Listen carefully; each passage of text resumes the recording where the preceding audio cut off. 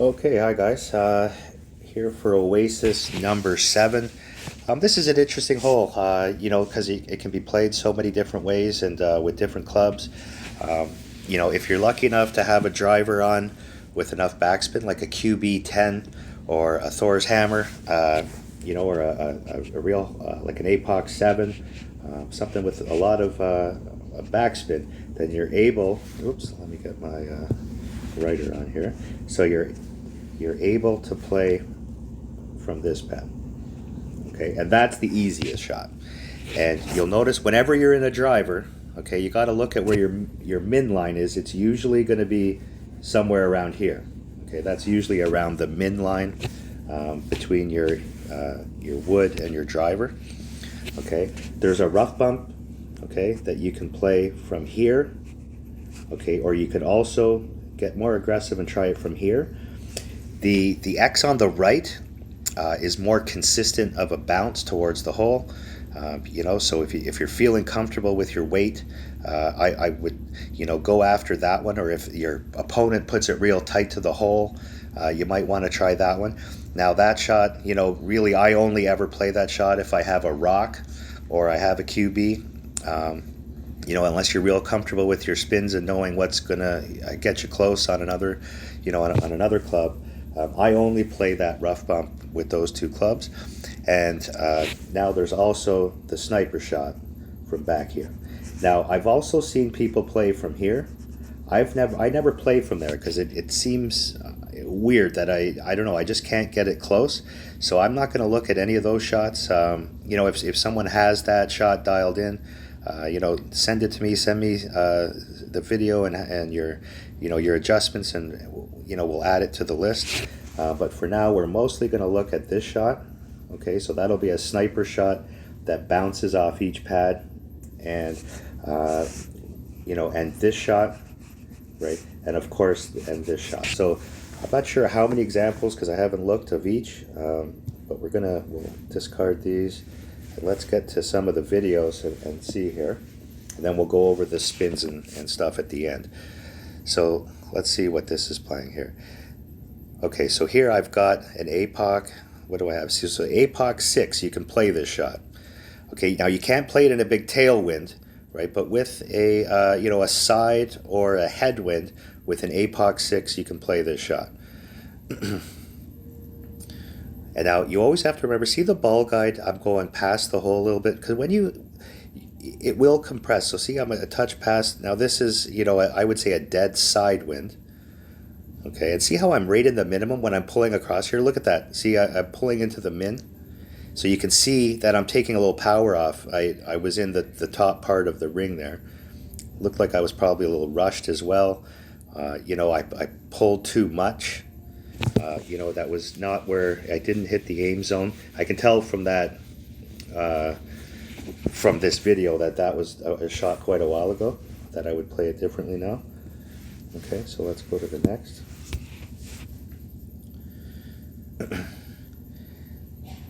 Okay, so let's see what we got here. So here's an APOC 7. So this would be the same if I'm a 6. If we can see here, I probably don't even need full backspin on the shot. Okay, now you can see the ball guide that I'm going past the hole. I'm not worried because the ball's it's not gonna go as far as the ball guide's saying. So see there with the APOC 7, that I'm sort of evenish with the hole.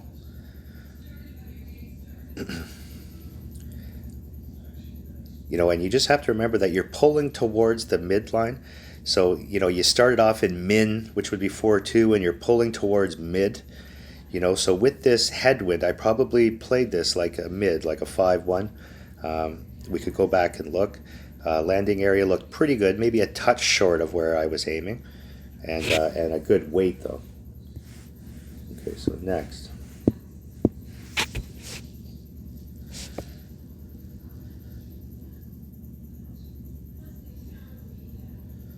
Okay, so here's a sniper shot. Now the way I always used to play this was a little tighter up towards, let's see where the ring is, and this is going to be the important part of making the notes. Where's that white ring going? Okay, see now I'm almost blue ring. No, well, let's see where I end up. So it looks like, yeah, blue ring is approaching that rough line. The white's past it. If I was to play this now, I would play that white ring up to the rough. And we're going to get to some shots that we talked to with our clanmates. We had a great discussion, three of us, because someone had posted a shot, and I liked his landing area of the white ring to that rough and playing a little extra topspin. So you can see that's your point is you're just trying to get it over that last. Let's go back. Okay, so let's look at the end of the ball guide. I'm not looking where the ball guide's finishing. I'm just looking at where that ball guide, see it's landing on the fringe. That's where you want to land. So somewhere in there. I don't really care where the ball guide's ending up because I know it's going to roll out no matter what. Because I want to slow it down because it's easy to go through the hole here, right? So because we had a bit of a side wind, we were able to do that. So let's say what would we do with wind arrow? Well, let's see how much I play this. Probably about 7-4. Yep. So I played that with wind arrow, okay, in the mid.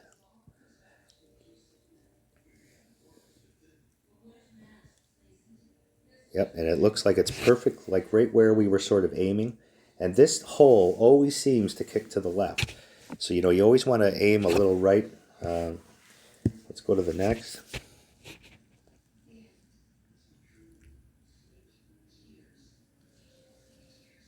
Okay, so this one, see, I have a Thor 6. So I'm able to play the big backspin shot. And a lot of times you don't need all the backspin. See here, I was 2 backspin short of full. And just lining up sort of, the ball guide ending right where the hole is roughly, because there is a touch of headwind. So if anything, it's going to come back a bit. And let's see how much we played here. We played, that was 3.5, right? So we were, approaching the mid number. So that you're always with a driver on this shot. You're always going to be somewhere around mid usually, maybe a little less. Oh, wow. Oh, I thought I got a hole in one. Okay, so that was a good shot. And notice too that I aimed out to the right because we always seem to kick to the left.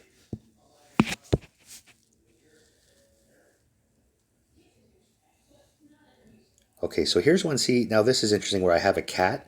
And this is why you don't need the ball guide showing you where the hole is. All we're interested to see is where the ball guide is. See how it's getting to that fringe? Okay, and then when we pull it back, okay, so let's see how much we pulled. Probably the 4. Yeah, see, we pulled back 4 rings. So we played with the wind arrow, no elevation, and we're in the mid number from back here. Let's see where this ends up. Okay, perfect. So see how that landed right on the fringe? So even without the ball guide, we were able to get a hole in one by just having a good landing spot.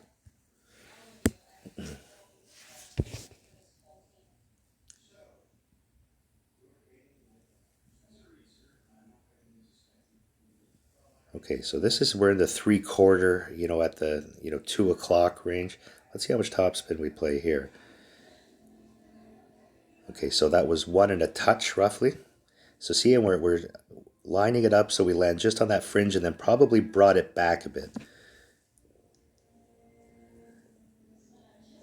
And see how the ball guide was coming up short of the hole. We know the little amount of wind effect we have is going to push us up a little bit.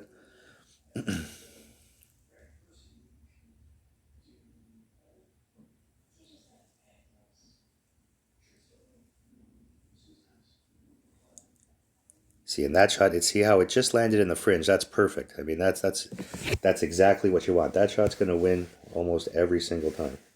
I would say, like, even getting within 5 yards a lot on this hole is going to win you the hole. It's a tricky hole, unless the guy has this shot where, if I was holding this Thor's hammer, I'd probably want to be within about 3 yards. So see here how I'm aiming way out to the right side because I know that it's going to kick me out there. It's going to kick me to the left, even though the ball guide doesn't show it. So see here with that wind effect, my ball guide's quite a bit through the hole because I know it's going to come back. So let's see how many rigs we played this. So it looks like we're going to play the 5-6, I bet. Yeah, right there. So 5-6, we played that.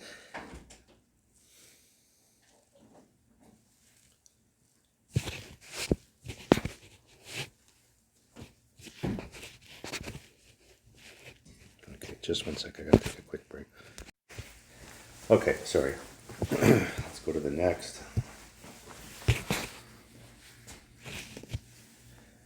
Oh, this is the wrong hole. Next.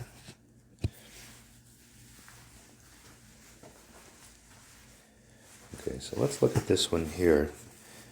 So here's our rock, because we had our rock in our hand. We're going to play the rough bump. You know, got to fool around with the wind a little bit. So it looks like it's about 2.5 backspin. So it's good to remember that 2.5 backspin if you did have an APOC, something like that, like in a side wind, that's sort of your weight. Right? And when you can pull off this rough bump, you know, that's when you're going to get within that 5 yards. But I've seen it bounce through the hole a bunch of times as well.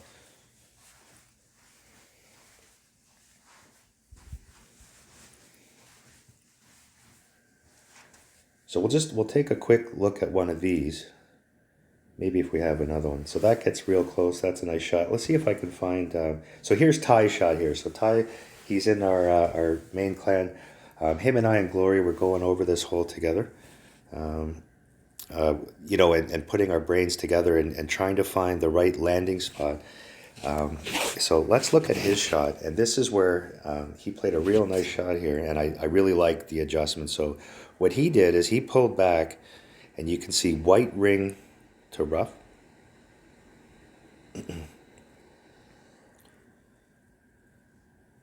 Okay, and see that bounce, that third bounce is quite a bit over the fringe. But what's going to happen, because we have that direct head wind, it's going to compress. So he went 3 topspin, and he went 3 left spin, you know, and he's playing, you know, that mid number.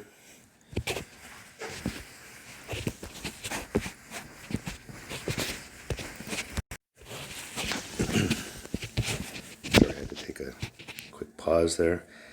So he, you know, with that, you know, wind arrow, he's not, I'm not sure playing with the wind arrow, but when I looked at it and I saw how I would adjust it, that's how, you know, so with wind arrow in mid number, sort of about, so see how he was on that white line. Now, I think I have an example when I now tried to duplicate his shot. Hopefully this is the one. Okay, so yeah, there we go. So wind arrow, we're going to go hopefully 3 up and 3 left. Okay, so 3 up, 3 left. And just looking around, see, getting that white ring up to the rough, and I'm getting that nicer ball guide. And you can tell that third bounce is going quite over that fringe. But again, that wind is going to bring us back, but it just seems to be like the good weight. So I like that landing area there of the white ring to the rough. Now, if you have a tailwind, that's what we got to go through now, is where's that going to, you know, where's that going to end up? So I really like this shot. This shot's going to win most of the time. I know it's, you know, still, you know, 2.5 to 3 yards from the pin, but, you know, that's going to win most of the time. So let's take a quick review here. And obviously this is, you know, something to still dial in a bit more. I didn't have a ton of examples there, and because there's so many different shots as well. So this one, this one quick we'll go over. Okay, so that one, you know, is pretty simple. It's, you know, a high-level Thors. A quarterback 10 will also have enough backspin for that shot. Okay, and you're always going to be around the min area, so watch where you're pulling to. Okay, because again, that min sort of change is there, and then the change for the next clubs is sort of down in this area. Okay, so we're going to play min. No elevation on this hole. There is none. Okay. And then we're going to play min with arrow. Okay. Instead of adding elevation, we play with the wind arrow. And, you know, and then it's just a matter of the wind. So, you know, when the wind's in your face, right, you have to remember to get that ball guide, you know, past the hole. So go past. And then you remember with the tailwind, right, you got to come up short of the hole. And you like a full backspin and trying to play it a bit short and let the wind do the work. Okay, the other shot is this sand bump, or this rough bump, right? Which it's a good shot, and we're also getting it up beside it. Okay, with, you know, a rock or QB is the only way that I play it. I know people do play it with the APOC and stuff. I like to be able to see where my ball is going there. There's also a glitchy sort of bounce there. If you've played that shot enough, you know that you get, sometimes it gets stuck, sometimes it bounces over, you know. But I like the rocker QB just because the accuracy. If you hit a great left, or you know, you're going to be still pretty close to your landing area. So rock QB, you know, and again, see how you're a little bit past the, you know, the min line where the, you know, the pad shot's taken. So this is more like a almost a medium or close to medium, depend how you're pulling. Okay, and then the shot that we're, you know, that I like, that I'm getting to like more, is this sniper shot, in the headwind especially. So if you don't have the backspin shot and you don't want to play the rough bump, right? And then so this shot here is, we're going to start playing it at white ring to rough. Okay, you're going to be roughly in the mid with arrow spot.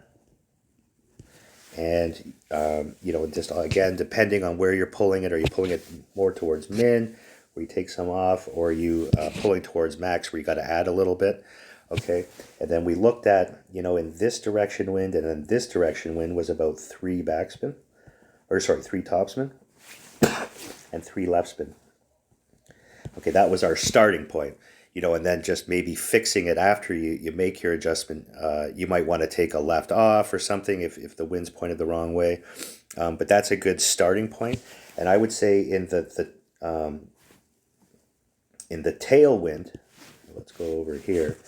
The tailwind, the wind, I would say, like in this wind, right, you're looking at 1 topspin to about to 1.5, somewhere in there, depending on, you know, your wind might be this way, somewhere in that range.